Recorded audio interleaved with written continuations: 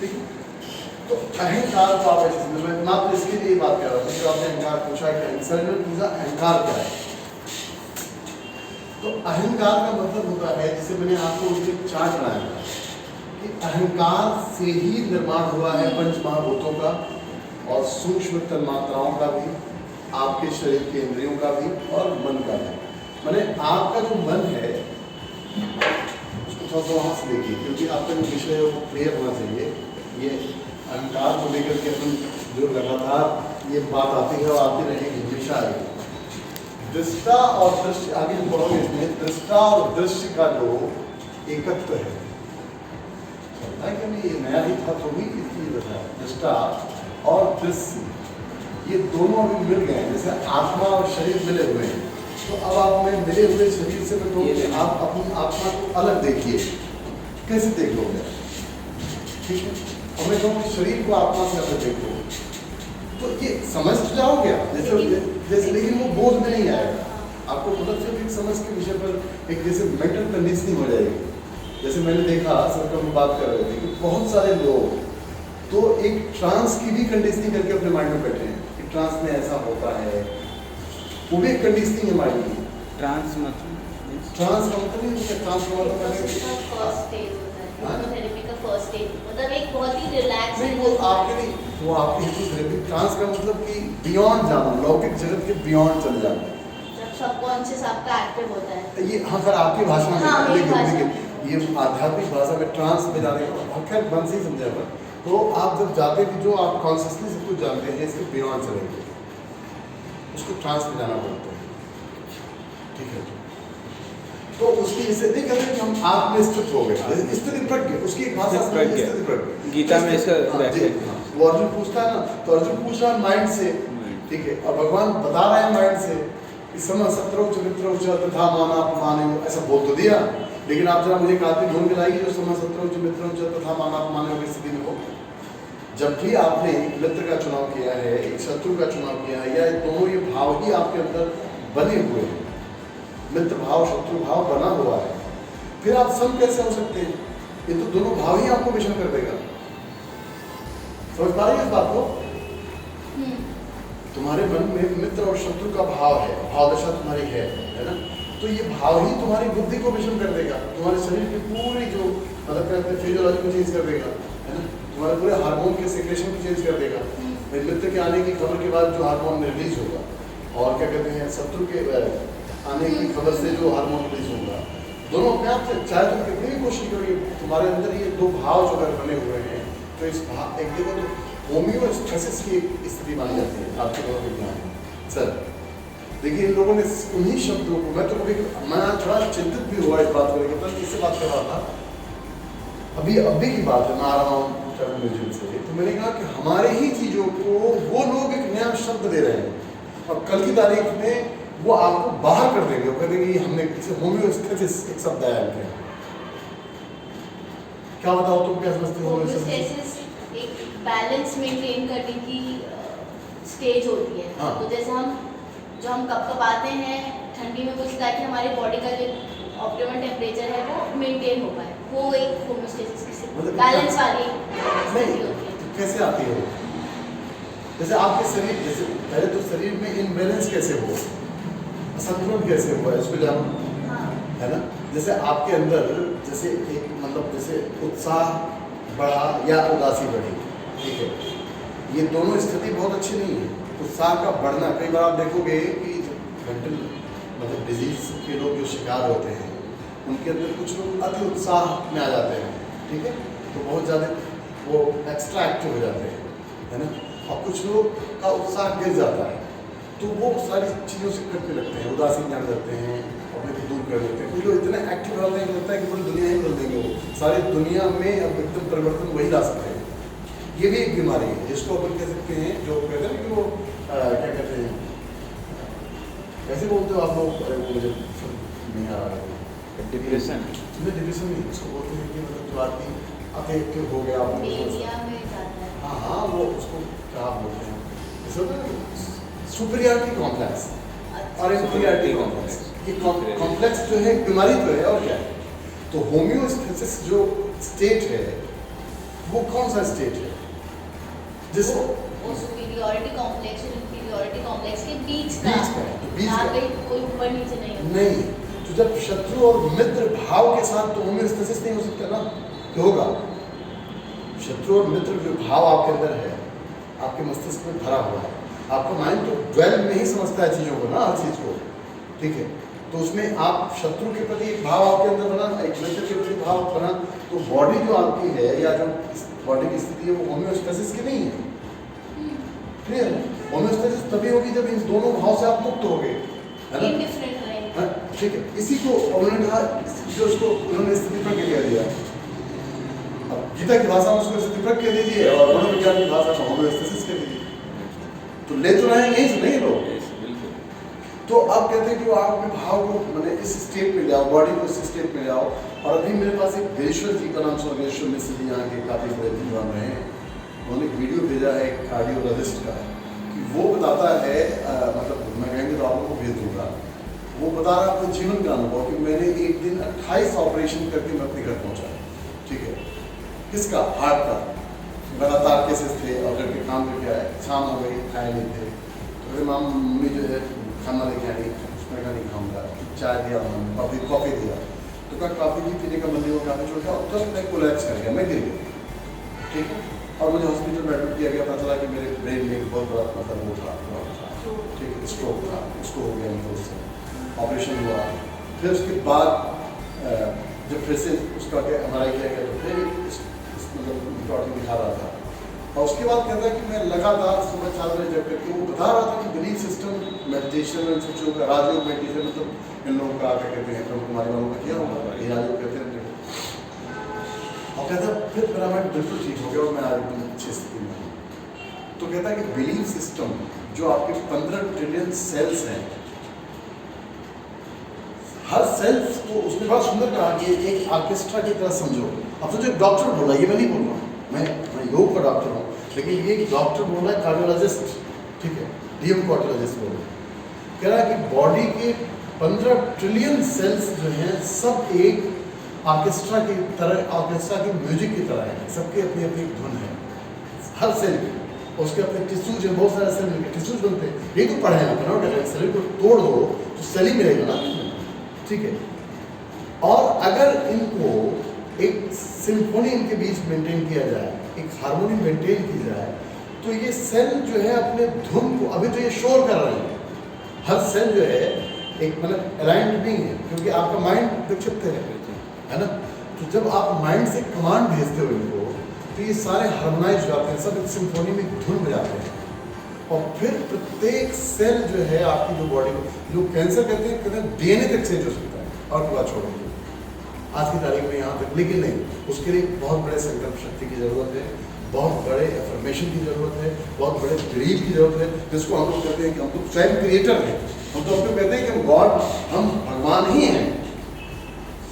हमारे extreme level पर जब हम साधना में जाते हैं तो हम कहते हैं परमात्मा हम दो ही, लेकिन अभी जो इसने पूछा अहंकार, यही अहंकार हमें परमात्मा का अनुभव नहीं होने देते, क्योंकि अभी जैसे आप सारी बातें अहंकार से सुन रहे हो, ठीक है, लेकिन आपके बोध में कभी नहीं आएगा कि आप परमात्मा हो। आप कभी भी अपने सेंस को मैसेज नहीं दे पाओगे कि सारे वो हार्मोनी में खड़े हो जाए, एक साथ आपकी बॉडी को हील कर रहे हैं, वो अपना अपना काम कर रहा है, अपने धुन जा रहा है, ठीक है, शोर हो रहा है पूरे जगत में आपके बॉडी में, हार्मोनल डिसऑर्डर हो रहा है, मतलब जो भी करो तमाम तरह की चीज़ें आप ऑटो इम्यून डिसऑर्डर कर सकते हो, इससे हो ही रहा है, ऑटो सजेशंस आ रहे हैं माइंड में।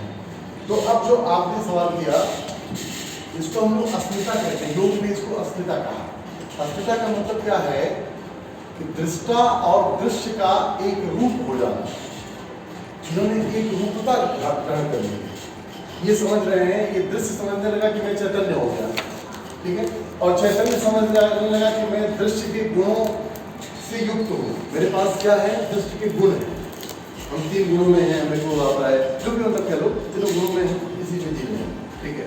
तो इसमें एकत्व कायम हो गया, एकात्मता तो नहीं होगा, मैं एकत्व हो गया, एकत्व, ठीक है। हालांकि ये होता नहीं है, मैंने चिंता था आपसे कि एकत्व यहाँ नहीं होता, एक चूंकि एक चीज जैसे मैंने आपसे जो आपने पूछे अहंकार क्या है, तो ये होता है पुरुष, जिसको हम लोग चेतना कहते हैं, ब्रह्म कहते हैं, आत्मा कहते हैं, ठीक है। और इसके बाद एक तत्व और होता है प्रकृति। अब प्रकृति और पुरुष ये जो है सांख्य का सबसे मूलभूत एलिमेंट है जिसके द्वारा वो सृष्टि मानता है, और इसी के क्रिया रूप को योग शास्त्र कहते हैं। योग शास्त्र सांख्य से भिन्न नहीं है। एक इसमें ईश्वर पड़ जाता है 26वां तत्व, और बाकी 25 तत्व को ये भी मानता है, ये भी मानता है।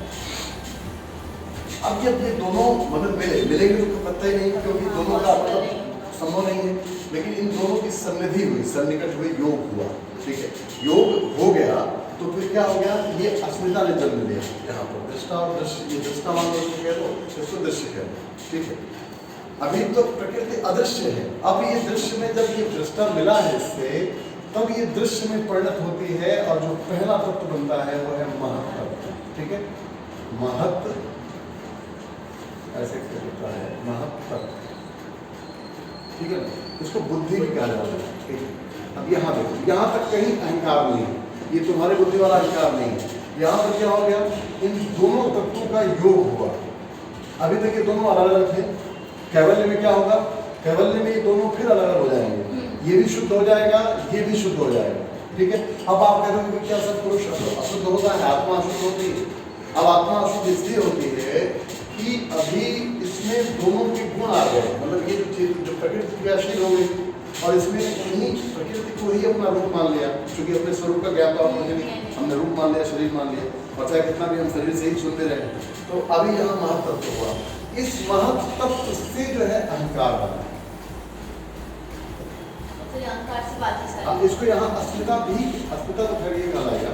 अब इसी अहंकार में जो सत्व अहंकार है, जो सत्व है, सतोगुण वाला सत्व अहंकार, सतोगुणी अहंकार है, सतोगुण है ना अहंकार जो है, इससे जो आपका है 5 ज्ञानेंद्रियां, कर्मेंद्रियां और मन, 11 इंद्रियां यहाँ होंगी, ठीक है, सतोगुण से।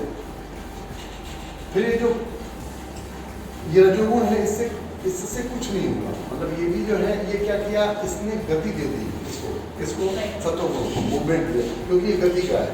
और यहाँ तमोगुण से ठीक है, पंचतन्मात्रा, हाँ, जो मतलब क्या शब्द स्पर्श रूप रस गंध और महाभूत बने, ठीक है, ऐसा है। तो जो शरीर बनी है, अब शरीर की जो इंद्रियां हैं उसमें ये पंच महाभूत शामिल है, क्योंकि अब यहाँ तक तो अहंकार है, ठीक है। इस चूंकि अहंकार से ये निर्मित है, तो अभी वो तो यहाँ तक अहंकार, यहाँ तक जो भी आप मैं को जानोगे, हाँ, या जानोगे या नहीं जानोगे, ये अहंकार है, ठीक है। अब इसके ऊपर जब आप जाओगे अस्मिता में, जहाँ पर एक मैंने आपको बताया अस्मितानुगत समाधि है, संप्रज्ञात में समाधि में, जैसे आपने सविचार, हालांकि उसकी व्याख्या उसमें नहीं है, लेकिन व्यास भाष्य में है, ठीक है। और आनंदानुगत और अस्मितानुगत, चूंकि आनंद किसको होता है, मन को होता है ना, मन नहीं होता, बुद्धि अहंकार को। तो मन क्या हो गया, ग्राह्य हो गया, मन से ही तो ग्रहण करते हो, मन इंद्रिय का विषय है। तो आनंदानुगत समाधि जो है वो ग्रहण करने का विषय है, क्योंकि ग्रहण कर रहा है ना, तो आपकी इंद्रिय ग्रहण कर रही है उसे, आप कह रहे हैं मुझे आनंद, बहुत आनंद आया, बहुत शांति का अनुभव है, जो भी कह रहे, तो आनंदानुगत आपने कहा।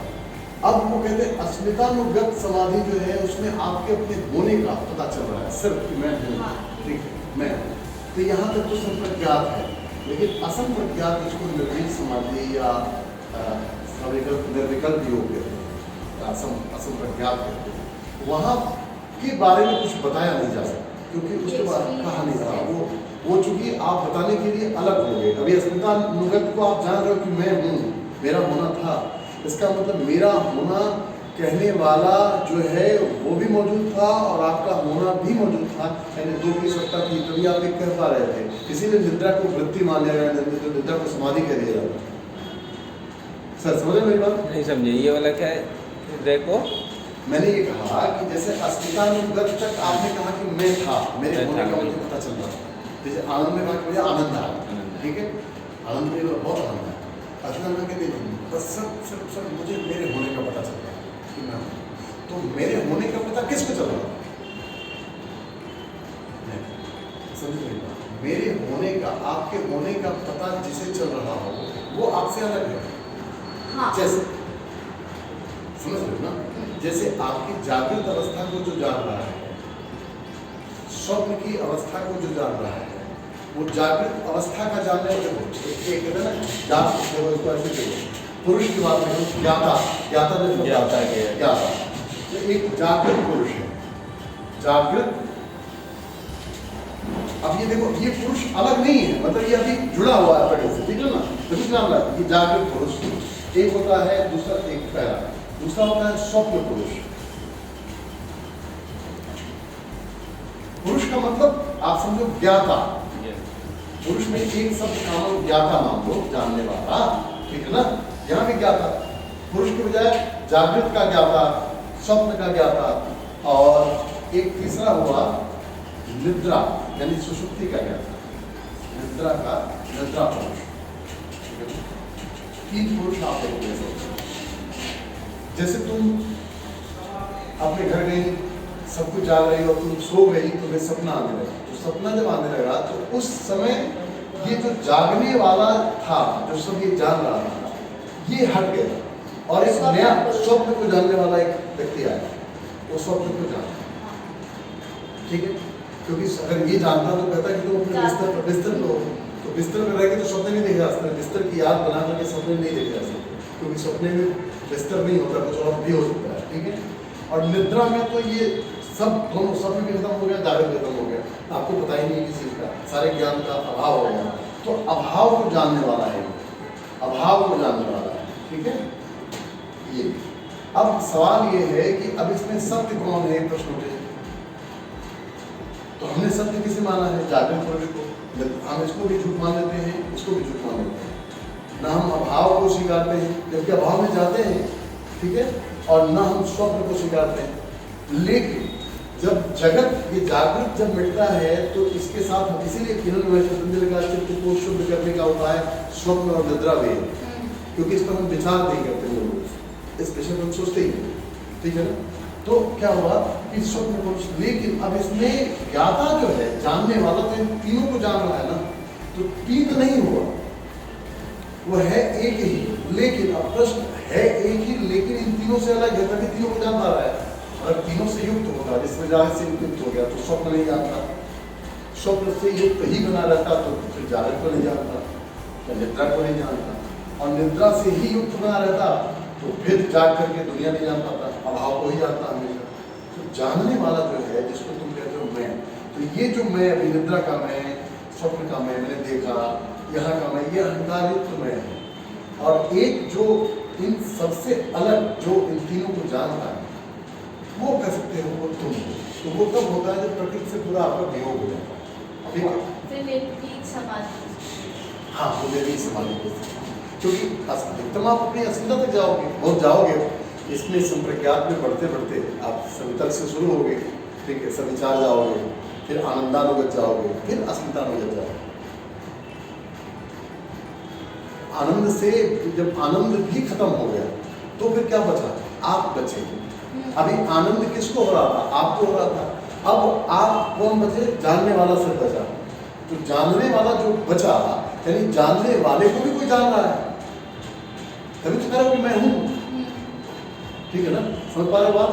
तो उस मैं को जो जानोगे, तब जब उस जानने वाले मैं को लोगों ने जब वो मिट गया, यानी जानने वाला क्या जानेगा, इन तीन को जानेगा, तीन अवस्थाओं जानेगा। अगर वो जानने, निद्रा वृत्ति क्यों है, क्योंकि निद्रा को कोई जानने वाला है, इसलिए निद्रा वृत्ति है। वृत्ति में जानो कभी भी, निद्रा जबकि अभाव की वृत्ति है, लेकिन पता है अभाव को आप जान रहे हो, इसलिए अभाव को जानने वाला अभाव से अलग है, ठीक है ना। तो लेकिन निद्रा में जब रहते हैं तो उस समय तो निद्रा का अनुभव नहीं होता है, नहीं, निद्रा में जब उठते हैं तब पता चलता है, नहीं होता, लेकिन उस समय अभाव जो उठ के पता चलता है उसी का नाम तो निद्रा है। उठ के पता क्या चलता है, अभाव का, उठ के अभाव का ही पता चलता है, उठ के पता नहीं जाएगा, है ना। तो क्या है, कोई मुझे क्या है, क्या नींद आई, नींद आई तो क्या तुम क्या थे उसमें, तुम स्त्री थी कि पुरुष थी, बूढ़े थे कि जवान थे, दुख था कि सुख था। तो जो अभी आप जो आत्मस्थ स्थिति में जो आप वर्णन करोगे, न सुख है न दुख है ना, तो वो स्थिति निद्रा की है। निद्रा की स्थिति बिल्कुल वही स्थिति है जो आपको अपने स्वरूप में होनी चाहिए, लेकिन बस उसको पता नहीं चलता। उसमें अलग आप नहीं हो पाते ना, आप ही हो जाते हो। तो जब आप ही हो गए तो कैसे जानोगे? जैसे मैं ही हो गया, कल्पना कर लो, तो वो कैसे कहेगा कि मैं जानता हूँ? कैसे? मैं किसी भी चीज को जानने का दावा तभी करूंगा जब जानी गई वस्तु हमसे अलग हो, हमने उसको ग्रहण किया हो।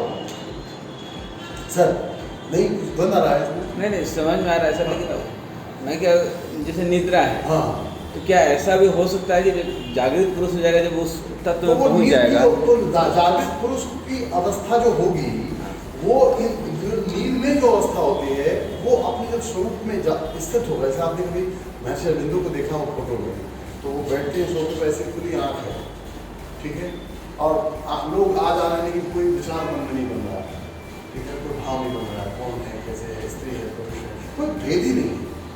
इसका अर्थ ये नहीं है कि आंखें देख नहीं रही, लेकिन आंखों के दृश्य का जो मन पर प्रभाव पड़ता है या जो धारणाएं होती है वो नहीं हो रहा। सुखदेव जी भी जा रहे हैं, जैसे कथा आप जानते हैं बात को, और महिलाएं देख रही स्नान करते हुए, तो उनके अंदर कोई भाव ही नहीं बन रहा है कि कोई आदमी जा रहा है, कोई पुरुष है, देह का लिंग भेद नहीं है कि हम स्त्री है, ये पुरुष है। और उस व्यक्ति को देख के वो ब्राह्मणी स्थिति का अनुभव होता है। जैसे प्रेम में जब आप किसी के होते हो, तो उस समय जो है अद्वैत की स्थिति होती है, आपका द्वैत भाव बढ़ जाता है, ऐसा। तो वो जो है अहंकार, तो जो तुम ये बात बोल रही हो, जब तक आप अहंकार, ये महत्त्व से अहंकार बना, तो अहंकार कारण है किसका? शरीर का और पंचमहाभूतों का, ठीक है ना? ये कारण है ना, ये अहंकार प्रकृति है। अहंकार किसकी प्रकृति? जब कारण है तो प्रकृति भी है, ठीक है ना? लेकिन ये जो प्रकृति है ये किसी का कारण नहीं है अभी, ठीक है, क्योंकि कोई कार्य ही नहीं कर रही है। कार्य तब की जब पुरुष की समृद्धि हो गई, तो जब तो महत्त्व का क्या हो गई, ये कारण हो गई, और महत्त्व प्रकृति का क्या हो गया, कार्य हो गया।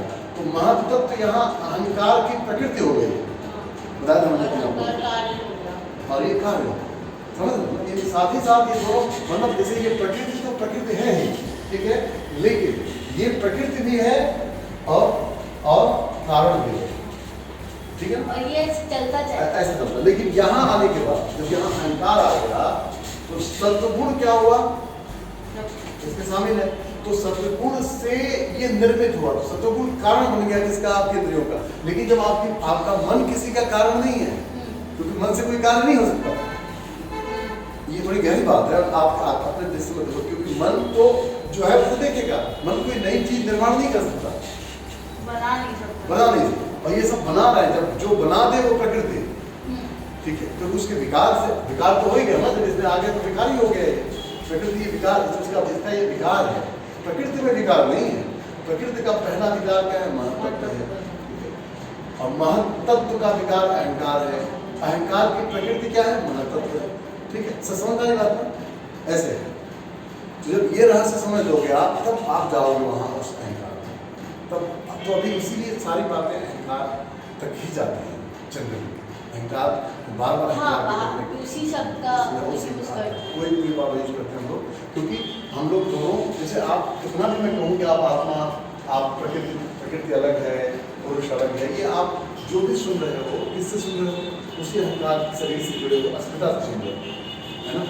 अविद्या, अस्मिता का मतलब अविद्या। अभी आपको अब जो आगे इसमें इस बारे में है, अब ठीक है, तो इसको बिठाएं और आगे हम आज जोड़ते हैं। आज क्रिया योग पर आते हैं, ठीक है, क्रिया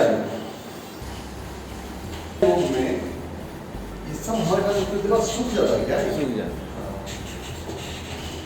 इसको बंद कर देना चाहिए। क्रिया योग जो है, जो अपने योग के 3 अंग हैं, 3 नहीं, सर 8 अंग है, हाँ, यम नियम के 3 नहीं, तप नहीं है, तप एक तप है, तप, स्वाध्याय, ईश्वर प्रणिधान, तप, दूसरा स्वाध्याय,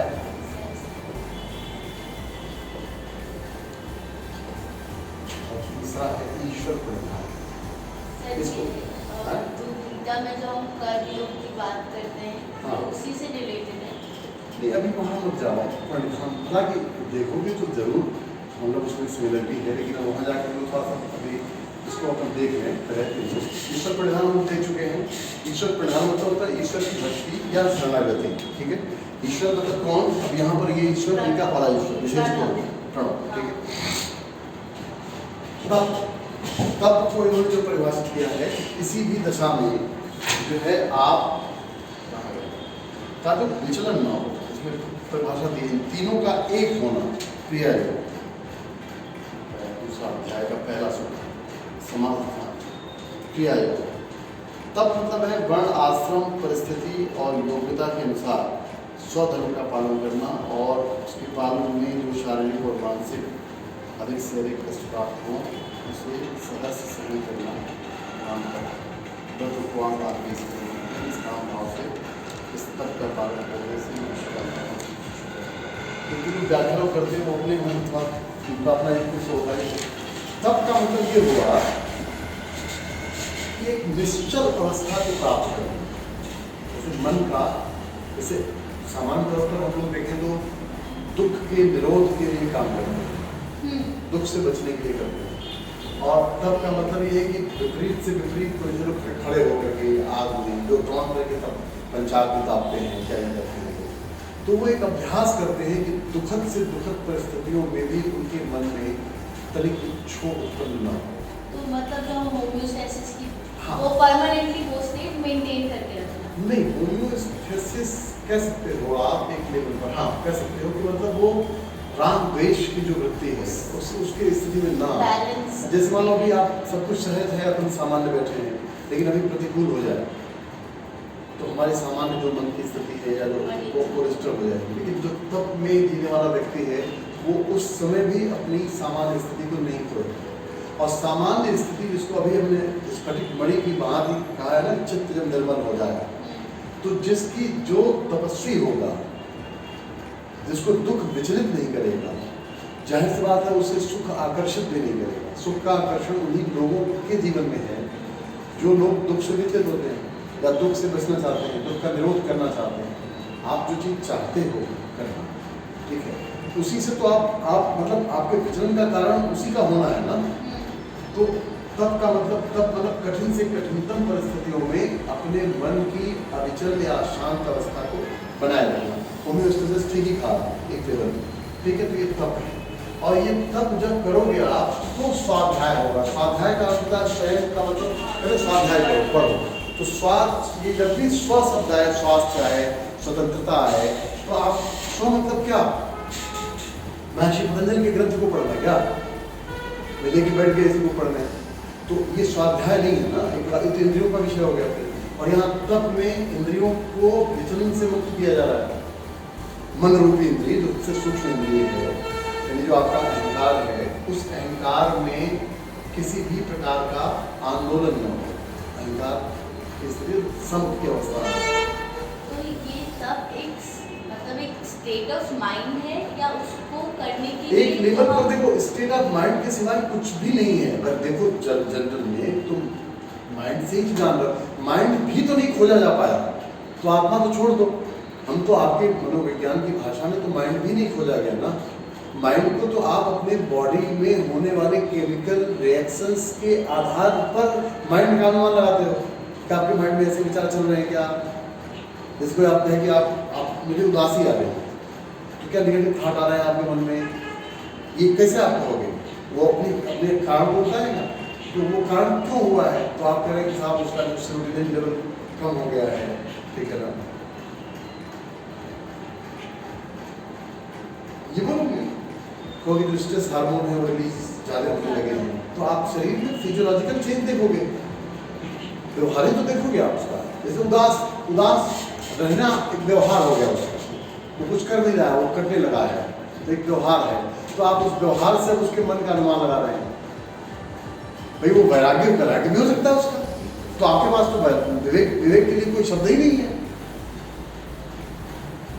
जैसे किसी को 8 घंटे नींद ना आए, 6 घंटे नींद ना आए, तो आप कह देंगे ये आदमी थोड़ा सा ये क्या कहते हैं, ये साइकोसोमेटिक डिसऑर्डर में जा रहा है या फिर ये एबनॉर्मल मतलब साइकोलॉजी की तरफ जा रहा है, बोलोगे नहीं बोलोगे? सामान्य तौर पर आपका एक मानक है कि 6 से 8 घंटे की नींद होनी चाहिए, ठीक है, कोई कहता मुझे नींद नहीं आती, कोई कहता याद देखा सब होता नाम तस्याम जादव संधि जो कृष्ण बोल रहे हैं, तो तुमके लिए वो महामेंटल बीमार कराएगा वो। और कहते भी हैं कि जो लोग थोड़े स्पेशल होते हैं वो थोड़े मैनिक मनोविज्ञान की भाषा में होते ही हैं। ऐसा भी कहते हैं बिना मैनिक हुए बहुत बड़ी चीज़ अचीव नहीं की जा सकती, ऐसा भी माना जाता है। तो वो कहते हैं थोड़े मैनिक होते हैं, तो इन लोगों का तो अलग ही मानक है। लेकिन जो आपने कहा स्वाध्याय मतलब जब आपका मन यानी अहंकार या जो भी मन की अंतिम स्थिति अहंकार की है, एक ऐसी स्थिति में है कि उसमें कोई स्थिर है, एक स्थिर मन है। अब जब स्थिर मन है तब आपके चित्त में आपके स्व, जैसे अभी आप आगे जब पढ़ोगे तो आपका जो चित्त है वो एक ही साथ तीन चीजों को जानता है। चित्त है, एक तो जो चित्त है हमारा, मान लो ये चित्त है, इसके ऊपर जो है चेतना है, कॉन्शसनेस जिसे कहते हैं, ठीक है। और अब नीचे जो है ये वृत्तियां हैं सर, ठीक है। तो अभी ये वृत्तियों से युक्त हो गया तो चित्त ने वृत्तियों का रूप धारण कर लिया, क्लियर। यानी ये वृत्तियों के साथ चित्त कैसा होता है ये भी जानता है। जैसे आप अपनी माँ की बेटी है तो आपके चित्त में बेटी वाला भी भाव है, ठीक है, बहन का भी रूप है। और अगर बेटी बहन कुछ भी नहीं है तो एक आपका चित्त का भी आपको जान एक पता है। और जब ये चित्त पूरी तरीके से जब शांत हो जाता है, वृत्तियों से निवृत्त हो जाते हैं, जो चेतना है इस चेतना का प्रतिबिंब इसमें आ जाता है। जैसे पानी शांत हो तो उसके नीचे की चीज दिखाई देती है, ठीक है ना। तो चेतना का प्रतिबिंब आने लगता है, जो स्व, जो आप चेतना को स्व भी कह रहे हो, ये तो स्व का आपको जैसे जब ये विचलन से चित्त बिल्कुल शांत है तो इसी शांत में जैसे मिरर साफ, उसमें कोई कलर नहीं है, कुछ भी नहीं है, वो धूल नहीं है, तो उसमें रूप दिखता है ना आपका। तो वैसे ही अपनी चेतना इसमें प्रकटित होने लगी। इसीलिए सतचित आनंद हम लोग शब्द आता है, देखा होगा सच्चिदानंद जो एक शब्द आता है, सच्चिदानंद रूपाय तापत्रय विनाशाय। तो अब सत्य क्या है? सत्य क्या है? ये चेतना और ये चित्त में आ गई, ठीक है। और जब आ गई तो इसका स्वरूप आनंद का है। आनंद समझ रहे हो आप? जैसे आनंद को आप जैसे होम्योस्टेसिस जो कहते हैं ना, उस अवस्था में जैसे आपके मन में कोई विचार नहीं है, ना कोई सुख की कामना है, ना कोई दुख है, एकदम शांत चित्त है, तो उसको आनंद की अवस्था कहा जाता है सामान्य, ठीक है। तो वो एक स्थिति आपकी बनती है, जिसको कहते हैं वही आपका रूप है। रूप भी आपका कोई है तो सच्चिदानंद रूप है, ठीक है। तब ये स्वाध्याय होगा, समझ पा रहे स्वाध्याय को? तब आप स्व को देखोगे, अपने उस आनंद स्वरूप को देखोगे, सच्चिदानंद स्वरूप को देखोगे, रूप को देखोगे, तब जाकर के ईश्वर परिधान होगा। तब चूंकि उसमें क्या होगा, तुम अपने रूप को मतलब तुम भी अपने पुरुष रूप को जानने लगे, तब तो इसी ईश्वर विशेष पुरुष की शरणागति लोगे। यदि तुम भी क्लेश, तुम भी जैसे इसी पुरुष की तरह चूंकि चेतना जिसमें चेतना दिखने लगी तो तुम्हारा भी जो रूप हो गया वो क्या हो गया, वो क्या कहते हैं, वो पुरुष का रूप क्लेश रहित हो गया, आशय रहित हो गया, विपाक रहित हो गया, कर्म रहित हो गया, कोई कर्म नहीं, मनमस्त हुआ फिर क्यों डोले, हीरा पायो कान विद्यायो बार बार को डोले, हंसा पायो मान सरोवर तार तलैया क्यों डोले। तो एक स्थिति बनती है कि आप जो अभी संसार की छोटी मोटी चीजों में मतलब जो इंद्रियों के जो विषयों में भोग था, उसको उन्होंने कहा कि कामधेनु तज छेरी कौन दुहावे। कब तो मेरे पास कामधेनु है, जिसको मैंने कामधेनु का दूध जिसने पी लिया हो, वो बकरी का दूध क्यों पिएगा, जिसको उस परम आनंद की अनुभूति हो चुकी हो, वो इस वाले आनंद जो तेजनाओं के साथ हम उत्तेजित होकर लेते हैं और फिर शांत हो जाते हैं, उसकी तरफ क्यों जाए।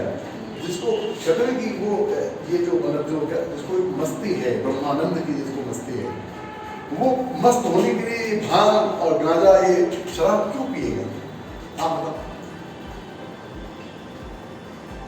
समझ रहे ना। तो ये इस टाइप का है, ये है किया है। क्या करना है तो ये तब करो, तब का मतलब अपने को सारे विचलन से मुक्त रखो, फिर अपने स्व के स्वरूप का अध्ययन करो, उसका स्वरूप कैसे तुम्हारा स्वरूप देखोगे होम्योस्टेसिस स्थिति में कुछ है ही नहीं है, क्योंकि उसमें कोई चाह ही नहीं है ना। चाह होगी तो वो होम्योस्टेसिस स्टेट में गए, चाह नहीं है। ये सबके लिए उसकी डेफिनेशन पढ़ते हैं। समत्वम योग समता योग उच्चते। वो तो योग का डेफिनेशन है ही बिल्कुल। तो ये मतलब वही उसका मतलब यही है कि गीता में तो योग यही है, बैलेंस। लेकिन समत्वम योग उच्चते को ऐसे सुनो, तो आपने इतना तो पढ़ लिया, दूसरा लाइन पूरा पढ़ो उसका। देखो उसका है योगस्थ कुरु कर्माणि, माने तुम योगस्थ हो के कर्म करो, ठीक है, तब समत्वम आता है। योगस्थ कुरु कर्माणि संगम त्यक्त्वा धनंजय, तो वही फिर संग का त्याग करो। संग मतलब असफलता, विफलता, शत्रु मित्र, अपना प्राय, जो होम्योस्टेसिस वाली स्थिति में आओ। संगम त्यक्त्वा धनंजय, संग का त्याग करो। और सिद्ध सिद्धो, सिद्ध और असिद्ध में समो भूत्वा, सम रहो। ये समत्वम योग उच्चते, ये है होम्योस्टेसिस। तो वो ये तब जो करवा रहे हैं ये उसी सिद्ध और असिद्ध की अवस्था में। जैसे मान लो कि दुख में तुम संपूर्ण ही रहोगे, जो सुख चाहता हो वो दुख में कैसे संभलेगा, समझ रहे हैं? तो है सब जुड़ा हुआ है एक दूसरे से। तो समत्वम योग उच्चते कहने से नहीं हो जाएगा। आप समत्व की स्थिति में हैं कहाँ? हर बार जब भी कोई स्टिमुलाई आता है बाहर, तो आपकी समता को ही तो छीनता है, आपको विषम बनाता है कि नहीं? कोई भी स्टिमुलस जो है वो आपको क्या करता है, उत्तेजित करता है, एक्साइट करता है। अब वो स्टिमुलस चाहे ईश्वर ही क्यों ना हो, बात में करा ध्यान साधना कई बार बन जाता है, वो भी स्टिमुलस की तरह हो जाता है। जैसे महात्माओं के साथ होता है, आप देखोगे कि वो भी क्या करते हैं, मतलब अब उनको 3 बजे जग के साधना, वो भी एक स्टिमुलस बन गया, जगना है साहब, बंधन हो गया। किसी को उन्होंने कहा कि मतलब क्या कहते हैं वो साधो सहज समाधि, साधु समाधि ऐसा, ठीक है। तो ये समझ गए ना, तो तब होगा तो स्वाध्याय होगा, तब के बिना स्वाध्याय नहीं होगा, पराध्याय होगा। तब से पहले आप स्व का अध्ययन नहीं करते, पर का अध्ययन करते हैं, या पर के रेफरेंस में स्व का अध्ययन करते हैं। अभी आपको जो स्व का मतलब जो ज्ञान है वो पर के रेफरेंस में, अदर्स रेफरेंस से क्रिएट स्व है आपको, है ना, है ना, ये स्थिति है। यहाँ अदर्स है ही नहीं, अदर डिसअपियर हो गया, स्व है। तो उसमें फिर स्व में ये मत सोचना कि अदर होगा ना, सब हो, सब में तुम अपने आप को देखोगे। जो वो अभी मैंने कहा था आपको, एम्पैथी, समानुभूति, जो एक शब्द आता है, वो कहते हैं मन स्थिति, सेम मन स्थिति में आप आ गए। उसको आप अंडरस्टैंड कर रहे हैं, उसके मन को अंडरस्टैंड कर रहे हैं। एक बात एक होता है उसके मन को महसूस कर रहे हैं, ये दोनों बहुत फर्क है। महसूस में अंडरस्टैंड नहीं होता, महसूस आप अपने ढंग से करोगे, अगर अंडरस्टैंड करोगे तो उसके ढंग से करोगे, समझ रहे हैं? ये बात है जो बहुत, इसलिए एम्पैथी वर्ड अभी 150 साल से प्रचलन में आया, पहले सिंपैथी था, एम्पैथी भी आजकल आने लगा आपके विज्ञान में। तो ये एक तो तुम्हारा विज्ञान के अर्थ क्या, विज्ञान जो ये मनोविज्ञान है, ये विशुद्ध रूप से इसकी डेप्थ साइकोलॉजी में ऐसा इसमें है, स्पिरिचुअलिटी में, लेकिन वहाँ तक हिदायत आते ही नहीं ये ऊपर। और इंडिया के लोग ऐसे हैं कि वो काम नहीं कर रहे हैं। जैसे होम्योस्टेसिस उसने पढ़ा दिया तो हमको ज़्यादा स्टडी पर से ज़्यादा समीचीन और प्रायोगिक को लगता है होम्योस्टेसिस। क्यों? अभी तुम कहें कि स्थिति प्रज्ञ बनो, तो तुम कहोगे ये कैसे संभव है? हम भी कहें कि बेटा और बताएं कि आप बंदे बात बना तुष्ट, कि अपनी आत्मा से अपनी आत्मा में ही संतुष्ट रहो, आत्माराम। हाँ हाँ, तो कहोगे ये तुम्हें कैसे संभव है? आप बोल दोगे। लेकिन होम्योस्टेसिस मैंने कहा तो खर्च आपने उसको सब कर लिया कि हाँ सर वो स्टेज हो सकती है ना। लेकिन समझा आपने क्या, सब कॉन्शियस माइंड उन सबों को ये हम लोगों के अंदर एक हीन भावना आ गई ना अपने ग्रंथों के प्रति, लोग हीनता के शिकार है। जब फ्रायड कहता है, जुंग कहता है तो बात समझ में आती है, पतंजलि कहते हैं तो बात थोड़ी ऊपर से निकलती है, अरे छोड़ो अभी जाओ आप डॉक्टर से बात करो कि नहीं साहब हम करते हैं इलाज, गीता में इलाज है साइकोसोमेटिक डिसऑर्डर का, तो ये सस कर लेगा वो, लेकिन कोई क्लिनिकल साइकेट्रिस्ट के पास ही जाना चाहेंगे? ऐसा समय हो गया क्या? अभी 6:31 हुआ है। तो इसके संबंध में कुछ प्रश्न बनता तो दूसरा क्रिया योग को मानो हमने एक विषय लिया क्रिया योग संबंध में लिया। अभी तो मुझे सिर्फ इन 3 शब्दों का मतलब समझ में आता है। इन तीन ही शब्दों का अभ्यास इन तीन को कहते हैं तपः स्वाध्याय ईश्वर प्रणिधान क्रिया योग। यही 3 क्रिया योग हैं। तीन ही तो ये भी तो नियम के अंदर आता है ना। कौन? तप स्वाध्याय ईश्वर। हाँ आता है ना, ये यम और नियम। हाँ, ये सही। इसमें एक जो है कई जगह मिलता है कि क्रिया योग से सिद्धियाँ बहुत आसानी से और जल्दी मिल जाती है।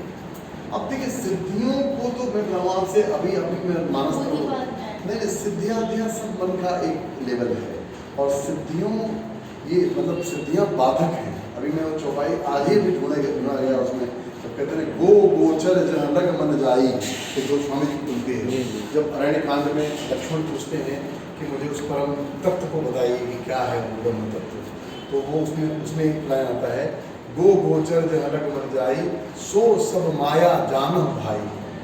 सब माया है। गो गोचर मतलब गो मतलब होता है इंद्रिय, अब गोचर मतलब जहाँ इंद्रियां विचरण करती है, विश्व में करते हैं विचरण, ठीक है।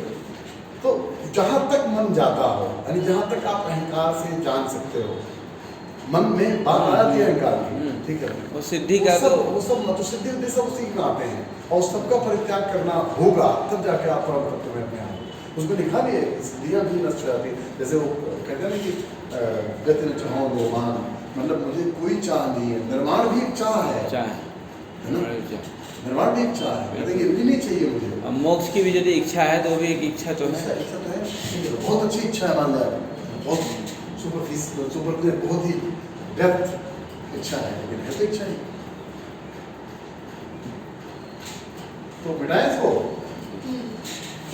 तो ये क्रिया योग है। क्रिया योग के बाद क्या है सिलेबस में? क्लेश का है। क्लेश अपन पढ़ेंगे पंच क्लेश। अब आज पढ़ेंगे ना, और रहने देते हैं, आज तो नहीं चल पाएगा ना। क्लेश का अविद्या अस्मिता राग द्वेष अभिनिवेश। तो पंच क्लेश में अविद्या अस्मिता राग द्वेष अभिनिवेश ये पंच क्लेश है।